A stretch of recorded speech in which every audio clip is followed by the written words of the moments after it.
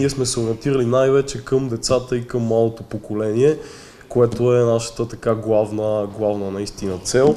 Да бъдат създадени много такива филми от нашата национално-патриотична история, от нашата древна, но велика и славна миналост и да бъдат предоставени на младите ни поколения.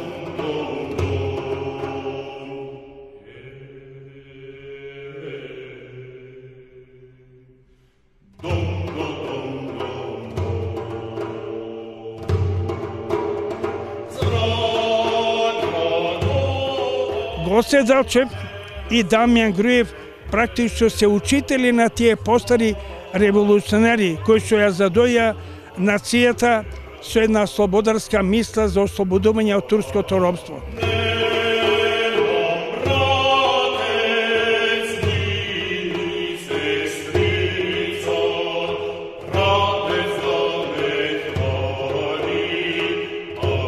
Надявам се да привлечем така широката аудитория, не само деца, искам да кажа деца, искам да добавя и по-големите, по-здравите, защото ако няма такива филми, българщината си отива просто и няма какво да предадем на следващите поколения.